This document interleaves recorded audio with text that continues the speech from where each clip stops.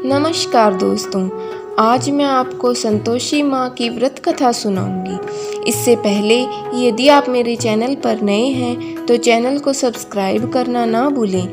साथ ही वीडियो को like, share और कमेंट बॉक्स में जय संतोषी माँ ज़रूर लिखें। तो चलिए कथा को प्रारंभ करते हैं। एक बुढ़िया थी, उसके 7 बेटे थे।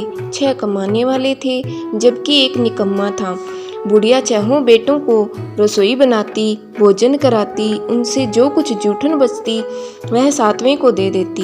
एक दिन वह पत्नी से बोला, देखो मेरी माँ मुझसे कितना प्रेम करती है। वह बोली, क्यों नहीं, सबका जूठा जो तुमको खिलाती है। वह ऐसा बोला, ऐसा नहीं हो सकता, मैं जब तक आंखों से ना देख लूं मान नहीं सकता। बहू हंसकर बोली, देख लोगे तब तो मानोगे। कुछ दिन बाद त्योहार आया। घर में 7 प्रकार के भोजन, चूरमे और लड्डू बने। वह जांचने को सिर दुखाने का बहाना कर पतला वस्त्र सिर पर ओढ़े रसोई में सो गया। वह कपड़े में से सब देखता रहा। 6 भाई भोजन करने आए। उसने देखा माँ ने उनके लिए सुंदर आसन बिछाया, नाना प्रकार की रसोई परोसी और आग्रह करके उन्हें जिमाया। वह देखता रहा। 6 भोजन करके उठे तब माँ ने जूठी थाली में लड्डू के टुकड़े उठाकर एक लड्डू बनाया। जूठन साफ कर बुढ़िया माँ ने उसे पुकारा, बेटा 6 भाई भोजन कर गए, अब तू ही बाकी है और तू भी खाना खा ले। वह कहने लगा, माँ मुझे भोजन नहीं करना, मैं अब परदेश जा रहा हूँ। माँ ने कहा, कल जाता हो तो आज चला जा। वह बोला, हाँ आज ही जा रहा हूँ। यह कहकर वह घर से निकल गया। चलते समय पत्नी याद आई। वह गौशाला में उपले बना रही थी। वहाँ जाकर बोला, हम जावे परदेश, आवेंगे कुछ काल, तुम रहियो संतोष से धर्म अपनो पाल। वह बोली, जाओ पिया आनंद से हमारो सोच हटाए, राम भरोसे हम रहे ईश्वर तुम्हारे सहाय। 2 निशानी अपनी देख धरूं में धीर, सुधी मती हमारी बरसियो रखियो मन गंभीर। वह बोला, मेरे पास कुछ नहीं, यह अंगूठी है सो ले ले और अपने कुछ निशानी मुझे दे दे। वह बोली, मेरे पास क्या है, यह गोबर भरा हाथ है। उसकी पीठ पर गोबर के हाथ की थाप मार दी। वह चल दिया। चलते चलते दूर प्रदेश पहुंचा। वहाँ एक साहूकार की दुकान थी। वहाँ जाकर कहने लगा, भाई मुझे नौकरी पर रख लो। साहूकार को जरूरत थी, बोला, रह जा। लड़के ने पूछा, तनख्वाह क्या दोगे? साहूकार ने कहा, काम देखकर दाम मिलेंगे। साहूकार की नौकरी मिली। वह सुबह 7 बजे से 10 बजे तक नौकरी बजाने लगा। कुछ दिनों में दुकान का सारा लेन देन, हिसाब किताब, ग्राहकों को माल बेचना, सारा काम करने लगा। साहूकार के 7-8 नौकर थे, वे सब चक्कर खाने लगे। यह तो बहुत होशियार गया। सेठ ने भी काम देखा और 3 महीने में ही उसे आधे मुनाफे का हिस्सेदार बना लिया। वह कुछ वर्ष में ही नामी सेठ बन गया और मालिक सारा कारोबार उस पर छोड़कर चला गया। इधर उसकी पत्नी को सास ससुर दुख देने लगे। घर का सारा काम करा के लकड़ी लेने जंगल में भेजते। इस बीच घर के आटे से जो भूसी निकलती उसकी रोटी बनाकर रख दी जाती और फटे नारियल की नारेली में पानी। एक दिन वह लकड़ी लेने जा रही थी। रास्ते में बहुत सी स्त्रियां संतोषी माता का व्रत करती दिखाई दी। वह वहां खड़ी होकर कथा सुनने लगी और पूछा, बहनों तुम किस देवता का व्रत करती हो और उसके करने से क्या फल मिलता है? यदि तुम इस व्रत का विधान मुझे समझा कर कहोगी तो मैं तुम्हारा बहुत एहसान मानूंगी। तब उनमें से एक स्त्री बोली, सुनो, यह संतोषी माता का व्रत है। इसके करने से निर्धनता, दरिद्रता का नाश होता है और जो कुछ मन में कामना हो वह संतोषी माँ की कृपा से पूरी होती है। तब उसने उससे व्रत की विधि पूछी। वह बोली, 1.25 आने का गुड़ चना लेना, इच्छा हो तो 5.25 आने का ले लेना या 1.25 रुपये का भी सहूलियत के अनुसार लाना। बिना परेशानी और श्रद्धा व प्रेम से जितना भी बन पड़े सवाया लेना। प्रत्येक शुक्रवार को निराहार रहकर कथा सुनना। इसके बीच क्रम टूटे नहीं, लगातार नियम पालन करना। सुनने वाला कोई न मिले तो घी का दीपक जला उसके आगे या जल के पात्र के सामने रख कर कथा करना। यह कार्य सिद्ध न हो तो नियम का पालन करना और कार्य सिद्ध हो जाने पर व्रत का उद्यापन करना। 3 मास में माता फल पूरा करती है। यदि किसी के ग्रह खाटे भी हों तो भी माता वर्ष भर में कार्य सिद्ध कर देती है। फल सिद्ध होने पर उद्यापन करना, बीच में नहीं। उद्यापन में 2.5 सेर आटे का खाजा तथा इसी परिणाम से खीर तथा चने का साग करना। 8 लड़कों को भोजन कराना। जहाँ तक मिले देवर जेठ भाई बंधु के हों, न मिले तो रिश्तेदारों और पास पड़ोसियों के बुलाना, उन्हें भोजन करा। यथाशक्ति दक्षिणा दे, माता का नियम पूरा करना। उस दिन घर में खटाई ना खाना। यह सुन बुढ़िया के लड़के की बहू चल दी। रास्ते में लकड़ी के बोझ को बेच दिया और उन पैसों से गुड़ चना ले माता के व्रत की तैयारी करने लगी और सामने मंदिर देखकर पूछने लगी, यह मंदिर किसका है? सब कहने लगे, संतोषी माता का मंदिर है। यह सुनकर माता के मंदिर में जाकर चरणों में लौटने लगी। दीन हो विनती करने लगी, माँ मैं निपट अज्ञानी हूँ, व्रत के कुछ नियम नहीं जानती, मैं दुखी हूँ। हे माता जगत जननी, मेरा दुख दूर कर, मैं तेरी शरण में हूँ। माता को दया आई। एक शुक्रवार बीता कि दूसरे को उसके पति का पत्र आया और तीसरे शुक्रवार को उसका भेजा हुआ पैसा आ पहुँचा। यह देख जेठ जेठानी मुँह सिकोड़ने लगे। लड़के ताना देने लगे। काकी के पास पत्र आने लगे, रुपया आने लगा। अब तो काकी की खातिरदारी बढ़ गई। बेचारी सरलता से कहती, भैया कागज आवे रुपया आवे, हम सब के लिए अच्छा है। ऐसा कहकर आंखों में आंसू भरकर संतोषी माता के मंदिर में आ मातेश्वरी के चरणों में गिरकर रोने लगी। माँ मैंने तुमसे पैसा कब मांगा है? मुझे पैसे से क्या काम है? मुझे तो अपने सुहाग से काम है। मैं तो अपने स्वामी के दर्शन मांगती हूँ। तब माता ने प्रसन्न होकर कहा, जा बेटी तेरा स्वामी आएगा। यह सुनकर खुशी से बावली होकर घर में जा काम करने लगी। अब संतोषी माँ विचार करने लगी, इस भोली पुत्री को मैंने यह कह तो दिया कि तेरा पति आएगा, लेकिन कैसे? वह तो इसे स्वप्न में भी याद नहीं करता। उसे याद दिलाने को मुझे ही जाना पड़ेगा। इस तरह माताजी उस बुढ़िया के बेटे के पास जा स्वप्न में प्रकट होकर कहने लगी, साहूकार के बेटे सो रहा है या जागता है? वह कहने लगा, माता सोता भी नहीं जागता भी नहीं हूँ, कहो क्या आज्ञा है?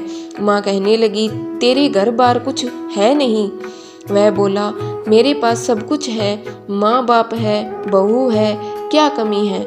माँ बोली, बोले पुत्र तेरी बहू घोर कष्ट उठा रही है, तेरे माँ बाप उसे परेशानी दे रहे हैं, वह तेरे लिए तरस रही है, तू उसकी सुध ले। वह बोला, हाँ माताजी यह तो मालूम है, परंतु जाऊं कैसे? परदेश की बात है, लेन देन का कोई हिसाब नहीं, कोई जाने का रास्ता नहीं आता, कैसे चला जाऊं? माँ कहने लगी, मेरी बात मान, सवेरे नहा धोकर संतोषी माता का नाम ले, घी का दीपक जला, दंडवत कर दुकान पर जा। देखते देखते सारा लेन देन चुक जाएगा, जमा का माल बिक जाएगा, सांझ होते होते धन का भारी ढेर लग जाएगा। अब बूढ़े की बात मानकर वह नहा धोकर संतोषी माता को दंडवत घी का दीपक जला दुकान पर जा बैठा। थोड़ी देर में देने वाले रुपया लाने लगे, लेने वाले हिसाब लेने लगे। कोठे में भरे सामान के खरीदार नकद दाम के सौदा करने लगे। शाम तक धन का भारी ढेर लग गया। मन में माता का नाम लेकर चमत्कार देख प्रसन्न हो गया। ले जाने वास्ते गहना कपड़ा सामान खरीदने लगा। यहाँ काम से निपट तुरंत घर को रवाना हुआ। उधर उसकी पत्नी जंगल में लकड़ी लाने जाती है। लौटते वक्त माताजी के मंदिर में विश्राम करती है। वह तो उसके प्रतिदिन रुकने का जो स्थान ठहरा। धूल उड़ती देखकर वह माता से पूछने लगी, हे माता यह धूल कैसे उड़ रही है? माता कहती है, हे पुत्री तेरा पति आ रहा है, अब तू ऐसा कर, लकड़ियों के 3 बोझ बना ले, एक नदी के किनारे रख, दूसरा मंदिर पर, वह तीसरा अपने सिर पर। तेरे पति को लकड़ियों का गट्ठर देख मोह पैदा होगा, वह यहाँ रुकेगा, नाश्ता पानी खाकर माँ से मिलने जाएगा। तब तू लकड़ियों का बोझ उठाकर जाना और चौके में गट्ठर डालकर जोर से आवाज लगाना, लो सासू जी लकड़ियों का गट्ठर लो, भूसी की रोटी दे दो, नारियल के खोपरे में पानी दे दो, आज मेहमान कौन आया है। माता जी बहुत अच्छा कहकर वह प्रसन्न मन से लकड़ियों के 3 गट्ठर बनाई, एक नदी के किनारे पर और एक माता जी के मंदिर में रखा। इतने में मुसाफिर आ पहुंचा। सूखी लकड़ी देख उसकी इच्छा उत्पन्न हुई कि हम यहीं विश्राम करें और भोजन कर खा पी कर गांव जाएं। इसी तरह रुक कर भोजन बना, विश्राम करके गांव को गया, सबसे प्रेम से मिला। उसी समय सिर पर लकड़ी का गट्ठर लिए वह उतावली सी आती है, लकड़ियों का भारी बोझ आंगन में डालकर जोर से 3 आवाज देती है, लो सासू जी लकड़ियों का गट्ठर लो, भूसी की रोटी दो, आज मेहमान कौन आया है।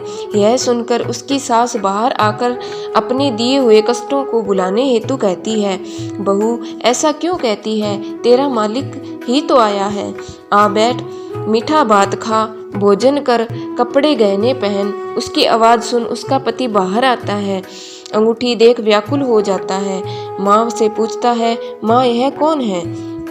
माँ बोली, बेटा यह तेरी बहू है, जब से तू गया है तब से सारे गांव में भटकती फिरती है, घर का काम काज कुछ करती नहीं, 4 पहर आकर खा जाती है। वह बोला, ठीक है माँ, मैंने इसे देखा और तुम्हें भी, अब दूसरे घर की ताली दो, उसमें ही रहूँगा। माँ बोली, ठीक है जैसी तेरी मर्जी। तब वह दूसरे मकान 3री मंजिल का कमरा खोल सारा सामान सजाया। एक दिन में राजा के महल जैसा ठाट बाट बन गया। अब क्या था, बहू सुख भोगने लगी। इतने में शुक्रवार आया। उसने पति से कहा, मुझे संतोषी माता के व्रत का उद्यापन करना है। पति बोला, खुशी से कर लो। वह उद्यापन की तैयारी करने लगी। जिठानी के लड़कों को भोजन कराने के लिए कहने लगी।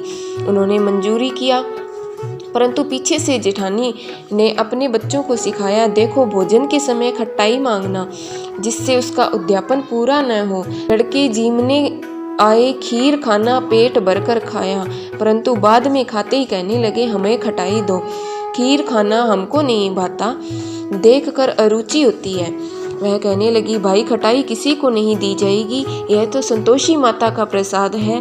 लड़के उठ खड़े हुए, बोले, पैसा लाओ। बोली, वो कुछ नहीं जानती थी।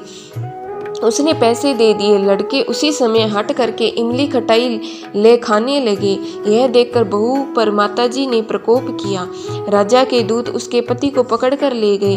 जेठ जेठानी मन माने वचन कहने लगे, लूट लूट कर धन इकट्ठा कर लाया है, अब सब मालूम पड़ जाएगा जब जेल की मार खाएगा। बहू से यह सहन नहीं हुआ।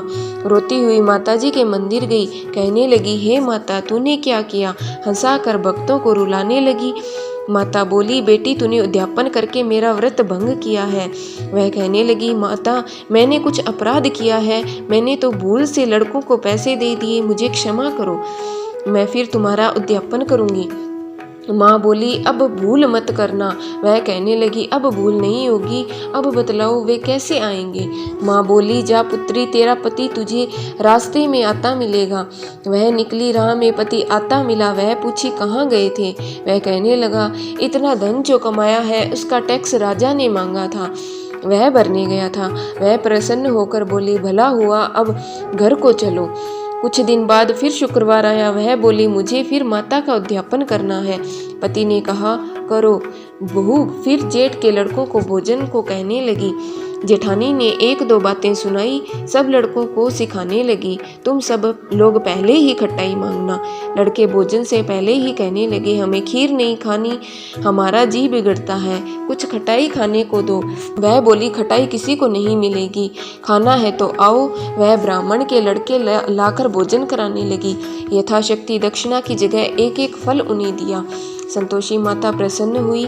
माता की कृपा होते ही 9वें मास में उसके चंद्रमा के समान सुंदर पुत्र प्राप्त हुआ। पुत्र को पाकर प्रतिदिन माता जी के आंगन में जाने लगी। माँ ने सोचा, यह रोज आती है, आज क्यों न इसके घर चलूं। वह विचार कर माता ने भयानक रूप बनाया। गुड़ चने से सना मुख, ऊपर सूंड के समान होठ, उस पर मक्खियां भिन भिना कर रही थी।